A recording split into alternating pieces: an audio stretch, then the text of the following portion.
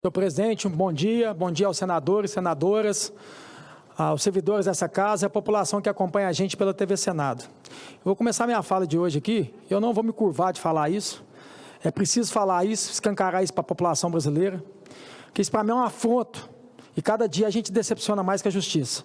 Eu quero começar a falar o seguinte aqui, ó, Moraes mantém prisão de cabeleireira que rabiscou estátua do STF com batom, ok, né, ela sujou um patrimônio público, mas aqui tem um detalhe aqui, ó, Lava Jato anuladas por Gilmar, José Dirceu poderá se candidatar em 2026. Esse aqui desviou dinheiro público e roubou dinheiro público.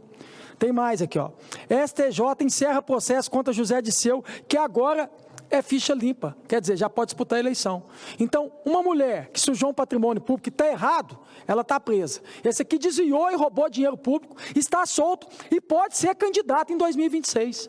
Vocês acham que eu vou ficar calado vendo uma situação dessa? Eu vou falar. Não é só ele, não. Tem um tal de Eduardo Cunha aí que está querendo vir candidato também em 2026 e por Minas Gerais. Se eu puder, eu rodo Minas Gerais inteiro fazendo campanha contra o Eduardo Cunha. Esse mesmo que levou dinheiro público para Dubai. Ele e a esposa dele. Sérgio Cabral, que pegou 400 anos de prisão para poder pagar essa pena, tinha que ressuscitar no mínimo 4 vezes. Também quer ser candidato. Esse é o país. Essa é a nossa justiça. Enquanto uma suja patrimônio público que está errado, mas está presa. Agora, quem desvia dinheiro público, que rouba dinheiro público, que devia ser chicoteado em praça pública, está solto e pode ser candidato. E eu vou ficar calado? Jamais vou ficar calado. Agora, eu queria falar aqui para toda a população brasileira, quero chamar a atenção de vocês sobre essa questão dos cortes de gasto. Está aqui o deputado federal, Duarte Júnior, que está lutando com essa situação. Infelizmente, na Câmara, a gente não conseguiu barrar, mas nós senadores aqui, a Damares, o Partido Republicano, entramos agora também, né, com destaque para que a gente possa barrar essa loucura que o governo está fazendo. Parece que o PL também vai entrar com destaque. E eu quero chamar a atenção aqui, gente, esquece esquerda e direita nesse momento aqui agora aqui. A gente está falando de autistas. Se quiser pedir até uma parte, viu, Damares, fica à vontade. A gente precisa reforçar aqui todos os senadores aqui para mobilizar essa causa aqui. Se é inclusão, como é que você vai tirar da inclusão o autista porque o grau dele é menor? Como é que vai tirar? Inclusão é para todos, gente. Porque ele tem o autismo dele é menor, ele não tem direito de receber. Isso também não é benefício, não, isso é direito adquirido. Então, pelo amor de Deus, principalmente todos os senadores, tanto vocês que são de esquerda, de direita, eu imploro aqui para você que é do PT, é do PSDB, é do PSD, é do PL, é do meu Partido Republicano, não coloque nesse momento agora, não fique do lado do governo. O governo passa, todo governo vai passar. Eu peço aqui, toque o coração de cada senador aqui. Não cortar gasto. Cortar o gasto que tem que cortar, gente, não é do autista, não é do síndrome de Down, não. Cortar gasto que tem que cortar é nosso. É nós que tem que cortar da própria carne aqui. Então eu peço aqui a mobilização aqui, que toque o coração de cada senador e que a gente possa, junto com esse destaque que é meu, da Damares, dos republicanos, poder resolver esse problema. Fica à vontade. Cleitinho, eu preciso registrar aqui meus cumprimentos ao senhor. O que o senhor fez aqui ontem no plenário, nessa mobilização toda, e a sua angústia, a sua dor era tão grande que estava estampada no seu rosto, em imaginar que crianças com autismo possam ser prejudicadas hoje com uma decisão deste plenário. Mas nós estamos aqui firmes, que o Brasil saiba que há um exército aqui nos bastidores e quero dizer que são senadores de todos os partidos. Nós estamos vendo que o seu apelo, o nosso apelo está encontrando eco em todos os partidos. Inclusive, senador Cleitinho, eu quero registrar aqui a presença do deputado Duarte, Maranhão, PSB, mas é do B do bem. Ele ontem lutou lá no plenário, quando aprovou lá, e que ainda veio esse detalhe da criança com autismo leve, ele sai correndo de lá, vem aqui para esse plenário, nos ajudar a escrever a emenda, uma junção de vários partidos, nos ajudou a fazer a redação, nos explicou, porque até o projeto chegar aqui, ele já veio nos trazer o que tinha sido aprovado e o que precisava melhorar. Está aqui agora de manhã, lutando. Então, assim, existe um número enorme de parlamentares que concordam que foi um equívoco um grande equívoco da equipe econômica trazer esse dispositivo. Então, eu creio, senador Queitinho, aquieta teu coração, que o bom senso vai reinar aqui nesse plenário hoje. Tenho certeza. As famílias estão acompanhando. O que aconteceu essa madrugada nas redes sociais foi assim, o Brasil parou essa madrugada por conta disso. Parabéns por toda a sua articulação aqui ontem. Deputado Duarte, que o povo do Maranhão reconheça o seu trabalho. Que o povo do Maranhão veja em ti um grande defensor das crianças com autismo. Obrigada. Eu quero aqui agradecer, Damares, agradecer também ao deputado federal Duarte, que está aqui, Duarte Júnior, que está aqui desde ontem, ficou aqui até meia-noite aqui, mobilizando aqui. E esse momento, gente, não tem questão de partido, não. O seu Duarte é de PSB, de que fosse de PT. Eu sempre acredito nas pessoas, Duarte. Eu não estou aqui por partido, não estou aqui por ideologia. Eu sempre vou acreditar nas pessoas. E eu sei, eu te acompanho, eu sei do coração que você tem, humano que você é. Então a gente vai ganhar isso aqui hoje aqui, para poder defender não só todos os autistas, é o símbolo de Down, todas as pessoas, toda a população brasileira. Conta sempre meu mandato vai estar sempre aqui para a gente defender quem realmente precisa. E eu quero finalizar minha fala aqui, a minha última fala do ano, chamar a atenção aqui de todos os parlamentares do Brasil, de todos os deputados federais, senadores, de todos os políticos do Brasil. Eu quero falar isso aqui do fundo do meu coração aqui, abrir minha alma para vocês. O que a gente precisa fazer, a gente está falando sempre de corte de gastos. O corte de gastos não pode vir no beneficiário do BPC. O corte de gastos não pode vir para diminuir, para que não tenha um reajuste do salário mínimo. Isso não é. O povo não tem que pagar a conta. O povo trabalha rigorosamente em dia, todos os dias, para pagar nossos salários. Não é o povo que administra esse país. Quem administra esse país são os três poderes. Então, quem paga essa conta somos nós. A gente está falando isso aqui tem quase 2 meses de corte de gastos. Em nenhum momento falou do corte de gastos dos três poderes. Em nenhum momento falou do corte de gastos do executivo. Onde a própria primeira-dama gastou em não sei quantos milhões de reais, daria 4 mil por hora ou por dia.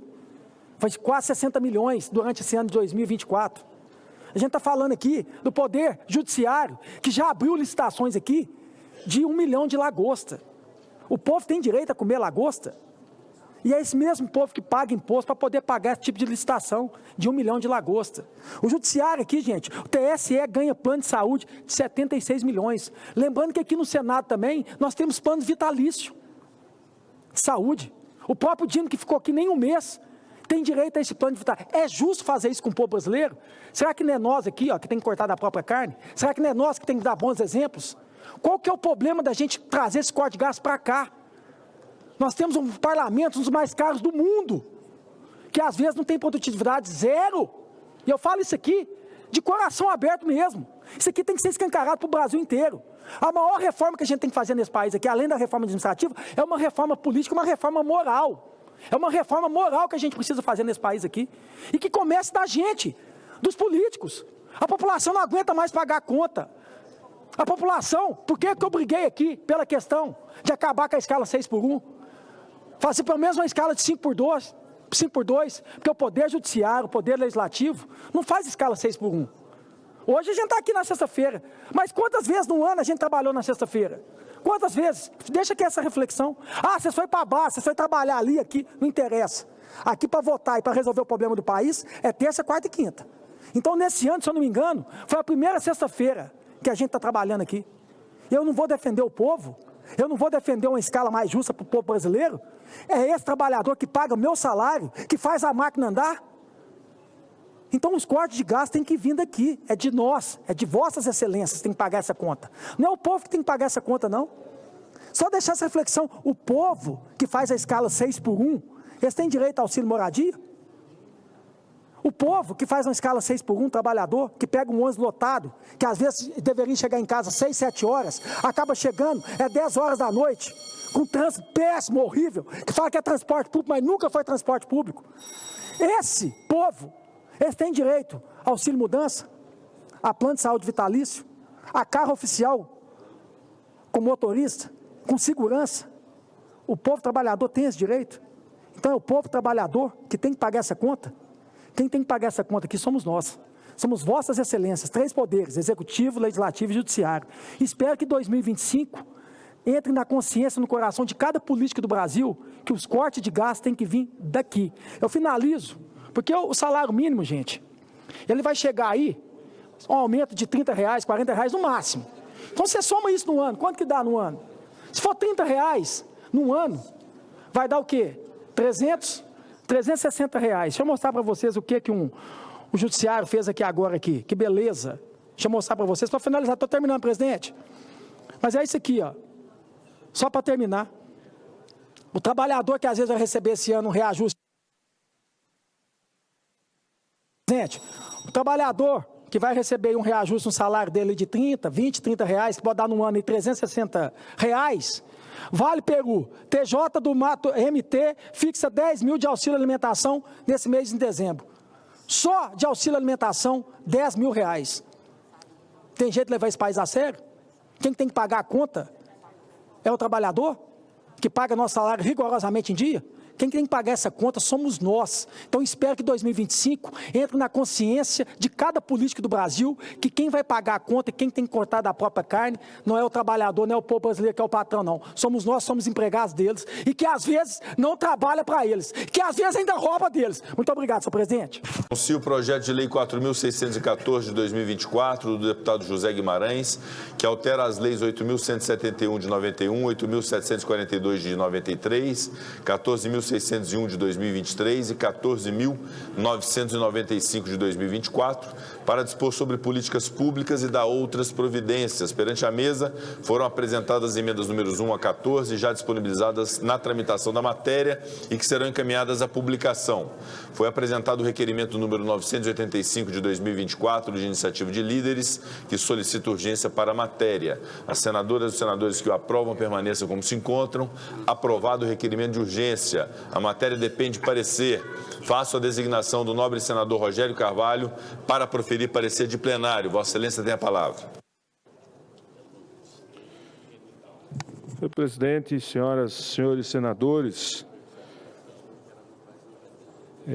vem a análise do plenário do Senado Federal o projeto de lei número 4.614 de 2024, deputado José Guimarães e outros que alteram a Lei 8.171, de 17 de janeiro de 91, a Lei número 8.742, de 7 de dezembro de 1993, a Lei 10.633, de 27 de dezembro de 2002, e a Lei 14.601, 19 de junho de 2023, estabelece disposições para políticas públicas e dá outras providências. O PL é composto por 10 artigos divididos em 3 capítulos.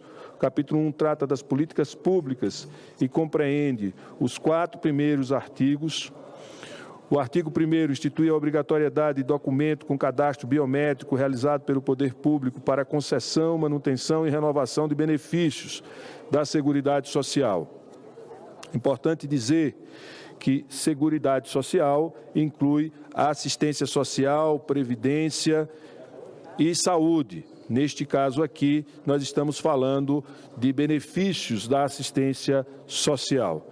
Em seu parágrafo único, excepcionaliza os casos em que não houver posto biométrico próximo à residência das pessoas residentes, em localidade de difícil acesso ou dificuldades de deslocamento.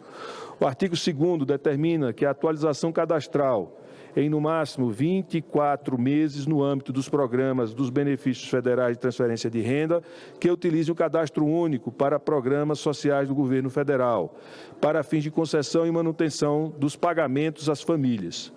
No mesmo artigo, parágrafo 1º, exige que os órgãos notifiquem as famílias atendidas com antecedência mínima de 90 dias, prorrogáveis por uma vez, antes da suspensão do benefício. Portanto, 90 dias são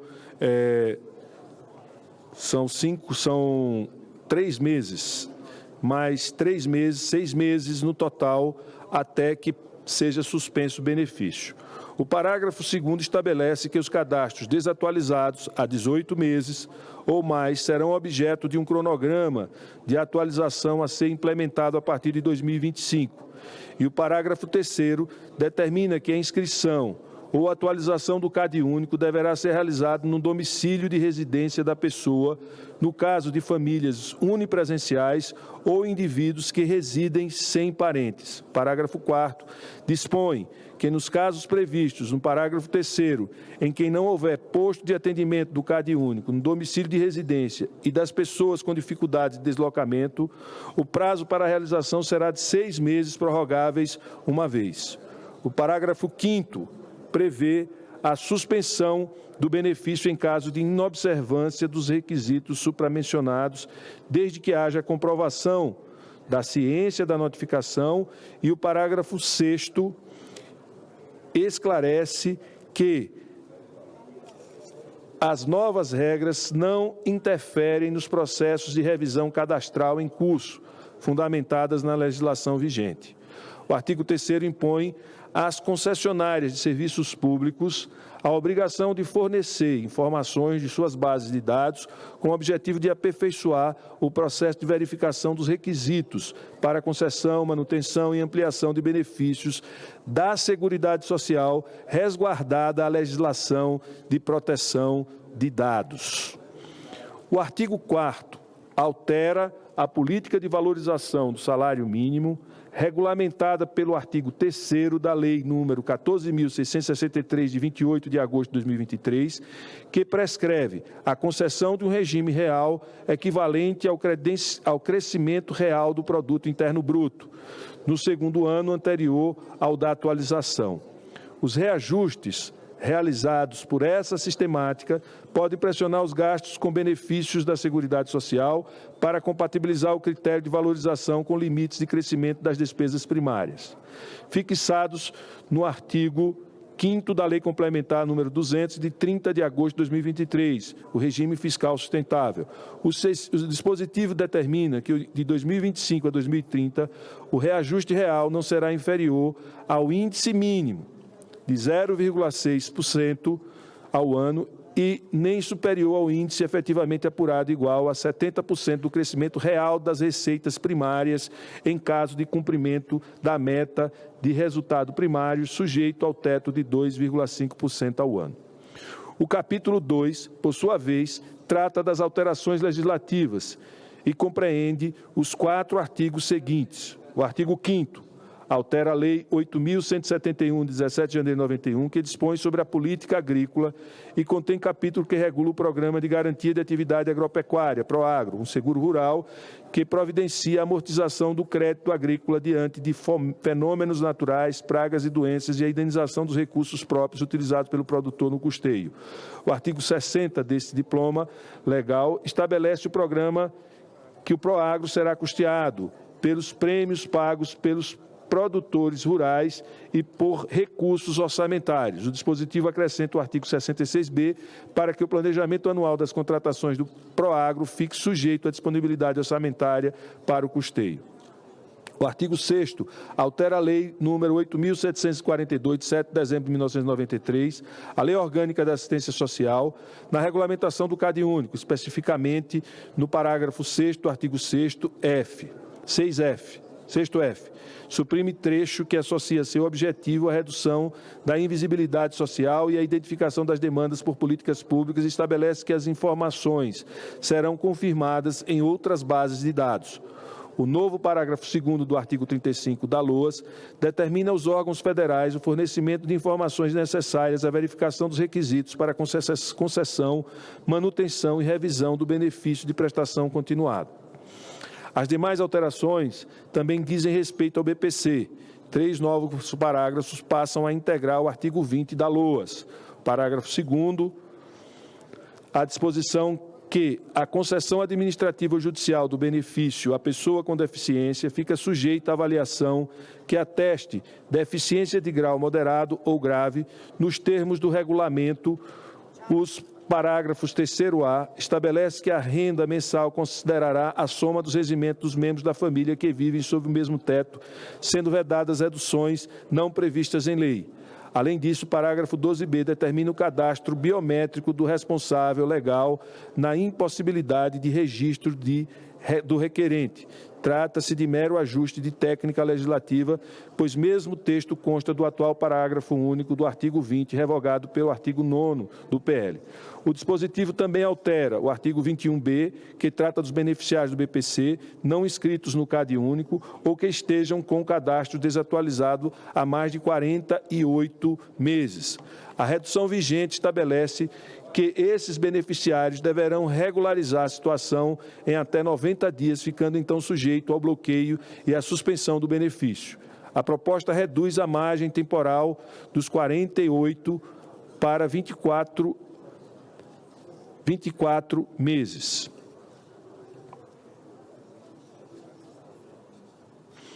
Ademais, a nova redação do caput do artigo 40b estabelece a obrigatoriedade do registro do Código da Classificação Internacional de Doenças nos sistemas informacionais utilizados para a concessão do BPC, enquanto não estiver regulamentado o instrumento de avaliação da deficiência previstas nos parágrafos 1 e 2 da Lei número 13.146, de 6 de julho de 2015, Lei Brasileira da Inclusão. O artigo 7 altera a Lei número 14.601, 19 de junho de 2023, que institui o programa Bolsa Família. O dispositivo inclui o parágrafo 5º do artigo 6º para permitir que o Poder Executivo modifique os critérios de permanência e desligamento das famílias cuja renda per capita mensal exceda o valor de corte para ingresso no BPC de R$ 2.218. De acordo com o atual regramento, a família é desligada quando sua renda per capita mensal ultrapassa meio salário mínimo, valor que poderá ser reduzido a critério do Poder Executivo. Além disso, as regras vigentes permitem que a família cuja renda per capita mensal fique acima de 208 permaneça no BPC, no BPF, no Programa Bolsa Família, recebendo 50% dos benefícios a que tiver direito por 24 meses, prazo que também poderá ser reduzido pelo Executivo.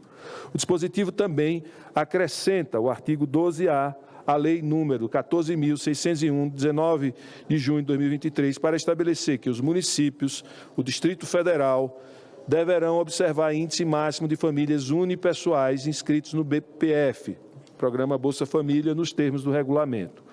O artigo 8º promove ajuste no parágrafo 2º do artigo 42 da Lei número 14.995, de 10 de outubro de 2014, que trata do uso do Fundo Garantidor de Operações na linha de crédito especial para financiamento da aquisição de veículos destinados à renovação de frota utilizada na prestação de serviços de táxi. Redação vigente determina que o Fundo Garantidor operacionalizará a referida linha de crédito, atividade que não está de acordo com a natureza de um fundo garantidor. A alteração esclarece que o FGO será garantidor da operação. O capítulo 3º, então, apresenta as disposições finais.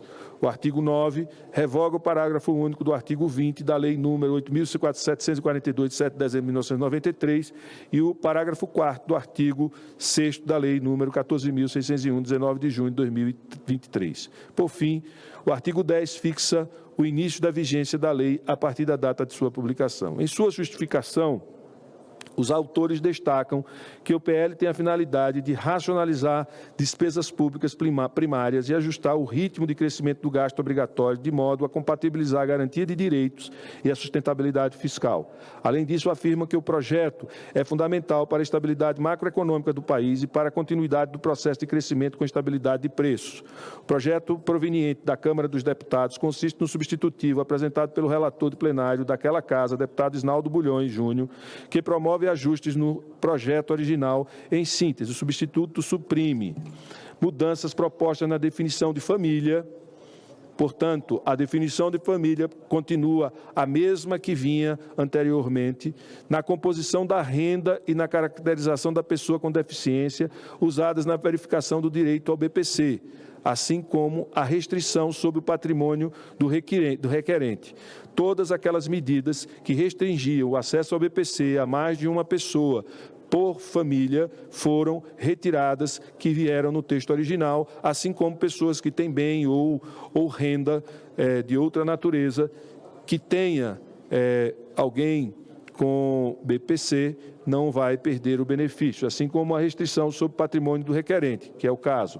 Além disso, o texto do relator mantém a regra de reajuste dos aportes anuais do Fundo Constitucional do Distrito Federal, antes alterada. Em contrapartida, o acréscimo do artigo 8º e outros ajustes de mérito e formais no PL são inovações do substitutivo aprovado pelo plenário da Câmara. Trata-se do projeto de lei 14.614/2024, proveniente da Câmara dos Deputados, que altera a Lei 8.171, 17 de janeiro de 1991, a Lei 8.742, de 7 de dezembro de 1993, a Lei número 10.663, de 27 de dezembro de 2002, e a Lei número 14.601, 19 de junho de 2023, estabelece disposições para políticas públicas e dá outras providências. A proposição atende a todos os requisitos de admissibilidade. Em relação à constitucionalidade formal, o projeto está de acordo com a competência legislativa da União, as atribuições do Congresso Nacional e não invade competências privativas do Presidente da República nos termos do parágrafo 23. Do artigo 22, do artigo 48 e do parágrafo 1º do artigo 61, todos da Constituição Federal. Além disso, o projeto não colide com dispositivos de natureza material do texto constitucional. Com relação à juridicidade, estão presentes os atributos legais de novidade, abstratividade, generalidade, imperatividade, coercibilidade. Ademais, o projeto apresenta-se na forma da lei ordinária, sendo este o meio adequado para alcançar o objetivo pretendido e está de acordo com os princípios gerais do direito. A regimentalidade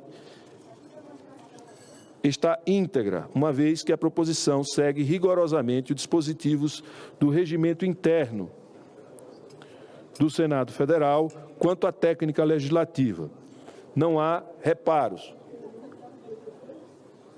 pois o PL está de acordo com os preceitos da Lei Complementar 95, de 26 de fevereiro de 98. Registra-se, ademais, que não há objeções ao projeto sob a perspectiva da adequação orçamentária e financeira, uma vez que medidas propostas concorrem para a prorrogação do equilíbrio fiscal por meio da limitação ao crescimento de despesas obrigatórias. Feitas essas observações preliminares, avança-se para o exame de mérito da proposição. O PL número 4.614/2024 integra o pacote fiscal concebido pelo governo do presidente Lula, juntamente com o projeto de lei complementar e a proposta de emenda constitucional número 45/2024. O projeto preconiza o controle de crescimento das despesas obrigatórias, especialmente em benefício de seguridade social, mas adota como premissa a preservação de direitos. O conjunto de medidas analisado a seguir fortalece a sustentabilidade fiscal sem comprometer as políticas sociais que assistem a população vulnerável. Nesse sentido, contribui para dissipar incertezas e para a continuidade do processo de crescimento com estabilidade de preços, geração de emprego e renda. Os artigos 1, 2 e 3 do PL apresentam medidas para fortalecer os processos de concessão e manutenção dos benefícios da Seguridade Social, de forma a assegurar que os recursos sejam destinados ao seu verdadeiro público-alvo, a obrigatoriedade do cadastro biométrico, a exigência de atualização cadastral periódica com prazo máximo de 24 meses e o compartilhamento obrigatório de dados pelas concessionárias de serviços públicos são medidas necessárias. De modo a complementar o artigo 6º do PL, estabelece que as informações do CadÚnico serão objeto de checagem em outras bases de dados e que os órgãos federais são obrigados a compartilhar informações necessárias à verificação de requisitos para concessão, manutenção e revisão de benefícios de prestação continuada. Além disso, o prazo para que beneficiários não inscritos no CadÚnico ou com cadastro desatualizado regularizem a situação é reduzido de 48 para 24 meses. O artigo 4º compatibiliza a política de valorização do salário mínimo instituída no artigo 3º da Lei 14.663, de 28 de agosto de 2023, com os limites de crescimento das despesas primárias previstos no artigo 5 da Lei Complementar 200, de 30 de agosto de 2023. O ajuste proposto contribui para a resiliência do regime fiscal sustentável e terá vigência de 2025 a 2030. O texto estabelece um crescimento real mínimo de 0,6% ao ano para o salário mínimo, uma inovação que protege o trabalhador e os beneficiários dos programas sociais. Eu quero aqui dizer que mesmo que nós tenhamos crescimento do PIB zero ou crescimento negativo, o salário mínimo crescerá todos os anos, pelo menos 0,6%. 10%. E quero aqui dizer que essas medidas, elas protegem para aqueles que estão olhando de maneira focal, de maneira dirigida a uma lei específica. Aqui há uma proteção para que esses benefícios, ou garante a proteção para que esses benefícios não sejam desvinculados do salário mínimo. Porque eu peço a atenção dos senadores e das senadoras, porque todas as investidas junto ao governo federal era para que houvesse a desvinculação dos benefícios previdenciários e dos benefícios assistenciais da Seguridade Social fossem desvinculados do salário mínimo e do aumento real que esta política de salário mínimo instituída ou reinstituída pelo governo do presidente Lula foi estabelecida. Portanto, essa é a grande conquista, garantir que todos os benefícios que serão concedidos ficarão atrelados ao salário mínimo. É o benefício mínimo da assistência social, da previdência social, que fica vinculado ao aumento real do salário mínimo anualmente. A outra questão que também foi debatida era que havia uma pressão para que houvesse a desvinculação de receitas da saúde e de receitas da educação, que também não sofreram nenhum tipo de alteração. É importante citar isso, porque essas são as verdadeiras e grandes conquistas da sociedade brasileira trazidas ao longo desses 36 anos de Constituição Cidadã dita por nosso querido e saudoso Ulisses Guimarães. O texto estabelece o crescimento real de 0,6% ao ano para o salário mínimo, uma inovação que protege o trabalhador e os beneficiários dos programas sociais. Em contrapartida, institui o crescimento real máximo, aplicando o mesmo índice usado para limitar a evolução das despesas primárias. Especificamente, o limite é igual a 70% da variação real das receitas, em caso de cumprimento da meta de resultado primário, sujeito ao teto de 2,5% ao ano. O artigo 5º do PL limita o planejamento anual das contratações do Proagro à disponibilidade orçamentária, assim como acontece com as políticas sociais, como o Bolsa Família. Os artigos 6º e 7º promovem ajuste nas leis 8.742, de 7 de dezembro de 1993, a Lei Orgânica da Assistência Social, e 14.601, de 19 de junho de 2023, para aprimorar o BPC e o Bolsa Família. Em relação ao BPC, além das medidas retromencionadas, relacionadas à inscrição do CAD único e atualização cadastral, o texto promove 3 mudanças na LOAS, para delimitar o acesso ao público-alvo e do benefício. A primeira estabelece que a concessão a pessoas com deficiência fica sujeita à avaliação que ateste grau de deficiência moderada ou grave. A segunda veda adequações da renda familiar. E aqui, quando se fala em deficiência moderada ou grave, eu quero assegurar aos senhores e às senhoras senadoras que esse debate vem acontecendo, que, por exemplo, a síndrome de Down, ela será incluída ou as pessoas portadoras de síndrome de Down serão incluídas no BPC, independente dessa definição de grave ou moderada. É compromisso do governo que, na definição da avaliação biopsicossocial, essa já estará assegurada em função da sua natureza genética. A segunda veda deduções da renda familiar não previstas em lei. E a terceira determina o registro do Código da Classificação Internacional das Doenças nos sistemas usados para a concessão do benefício, enquanto o Poder Executivo não regulamentar o instrumento de avaliação da deficiência. Aqui é o grande problema. Desde a criação do Estatuto da Pessoa com Deficiência, que se fala na avaliação biopsicossocial. E esse regulamento ainda não foi implantado e não foi regulamentado. Há um compromisso do governo de apresentar o mais rápido possível espero que no próximo ano, este regulamento para definir aquelas pessoas que, dentro de uma avaliação biopsicossocial, deverá ter o direito para preservar que esta ação de assistência social amparada pela nossa Seguridade Social seja justa e atinja o público que, de fato, deve receber este benefício.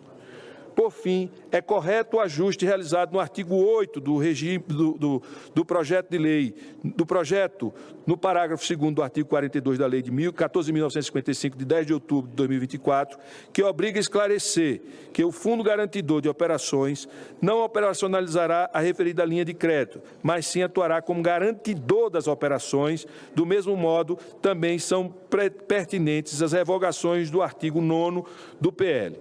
O voto. Antes do voto, eu queria fazer uma complementação de voto, que são a leitura das emendas apresentadas até o momento, senhor presidente. Além das emendas, a gente recebeu esse ofício da Câmara dos Deputados, porque teve inexatidão no texto enviado para o Senado. Então, você precisa ler isso aqui tudo e aqui no final falar que essas alterações vão constar na complementação de voto também. Ler isso tudo e depois aqui. Presidente, eu quero agradecer as falas de todos os senadores e de todas as senadoras, mas eu sou portador de deficiência. Eu só enxergo de um olho. Eu só tenho o olho esquerdo, congênito. Aprendi a conviver. Tem um autor, e também quero dizer às pessoas que não é porque eu sou deficiente que eu estou aqui. Eu acho que quem chega aqui, qualquer um, tem sensibilidade e humanidade para poder fazer a leitura correta dos temas e das matérias que vão atender o interesse público e que vai atender a maioria da população. Eu quero chamar a atenção, antes de entrar no debate específico, de que nós estamos falando de algo que o Brasil tem e que poucos países do mundo têm. O Brasil tem o maior sistema de proteção social do mundo, o mais complexo, porque nós fizemos uma opção, não pelo seguro social, mas pela seguridade social, que implica num conceito, ou que vem a partir de um conceito de solidariedade, tanto do ponto de vista previdenciário, quanto do ponto de vista da assistência social, quanto do ponto de vista da saúde, que é o tripé da seguridade. E a seguridade entende que isso é um direito. E, portanto, essas questões, senador Eduardo Braga, são a base do que forma e que ainda a sociedade brasileira não entendeu, a base da nossa cidadania. O que é ser cidadão brasileiro? O cidadão brasileiro, ele já nasce com uma riqueza: o direito à educação, o direito à saúde, o direito à previdência, o direito à assistência social. Alguns direitos materializam o que é ser cidadão brasileiro. Infelizmente, a nossa sociedade não traz esse conceito como fundante dela própria. E a guerra contra este sistema de seguridade, ela é permanente. A gente viu os ataques na reforma da Previdência. A gente viu a revisão do BPC anos atrás. A gente viu o quanto desumano foi a revisão, que não é nada disso que está sendo proposto aqui. Então, é importante que a gente parta do pressuposto de que estamos aqui com um objetivo: garantir que esse sistema de seguridade seja preservado.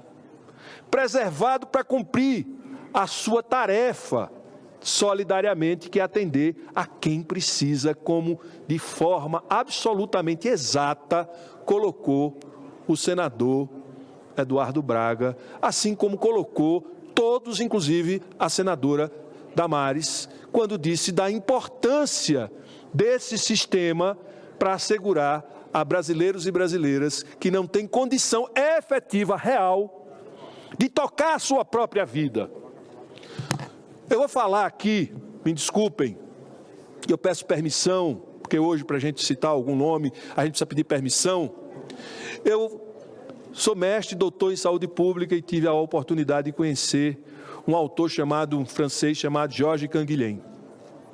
Ele diz claramente que o normal e o patológico, ele existe, mas o patológico, ele é socialmente construído.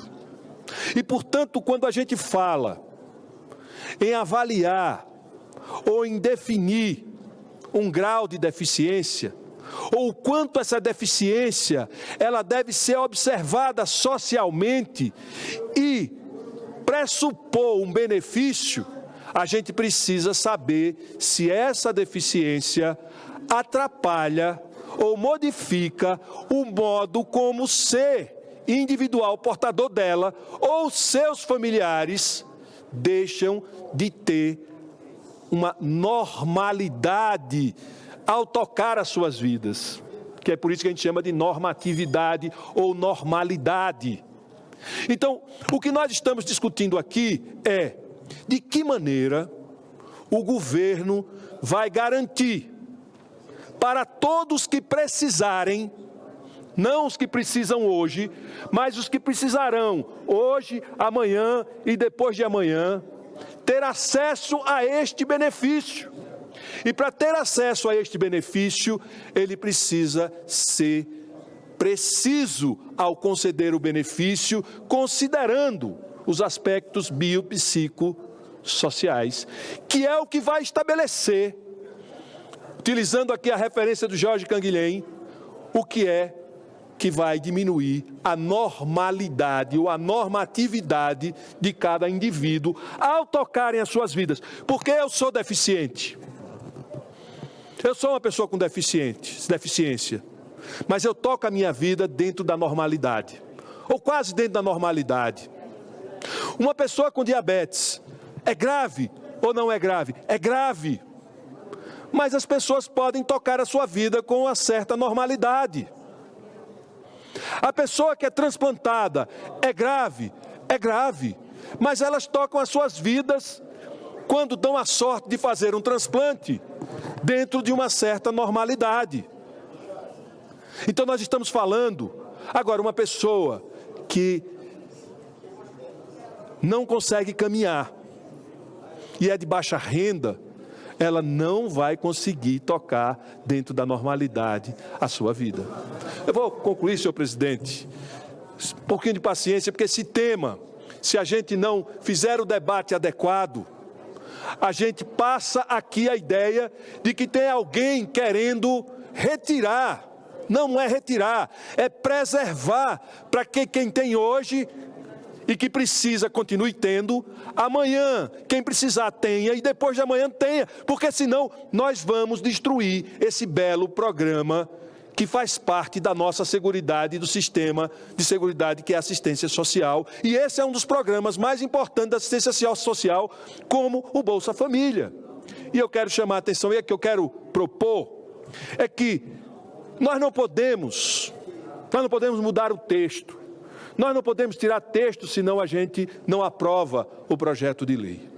Mas a gente pode garantir que esse texto tenha uma redação que facilite um veto e que abra espaço para que a gente efetivamente consiga estabelecer critérios efetivos para quem pode receber o benefício da prestação continuada. E isso requer a inclusão de parâmetros objetivos. Objetivos, porque sem objetividade também não se concede com segurança um benefício. Então, o que parece grave e o que parece moderado e o que parece leve, diante de uma avaliação biopsicossocial, pode se modificar tudo. Portanto, a gente precisa, por uma questão legislativa, objetiva, então eu estou propondo aqui, com a aquiescência do líder Jacques Wagner, do líder Randolfo Rodrigues, com a aquiescência de todos os líderes aqui presentes, não é uma decisão minha somente, mas de todos os líderes, que o texto fique da seguinte forma. O parágrafo 2º, a concessão administrativa ou judicial do benefício de que trata o artigo a pessoa com deficiência fica sujeita à avaliação nos termos do regulamento. Ponto. Parágrafo 2º-B. Para a concessão administrativa ou judicial do benefício de que trata este artigo, a avaliação que se refere ao parágrafo 2º-A deste artigo deve atestar deficiência de grau moderado ou grave nos termos do regulamento. Veja, isso daqui, essa segunda parte, é porque está no texto que veio da Câmara. Nós não podemos tirar, senão a gente muda o projeto, ele tem que votar. Então, aqui há o compromisso de que essa parte deva ser vetada no momento da sanção. O segundo B. Okay. Parágrafo 2º-B. Ok?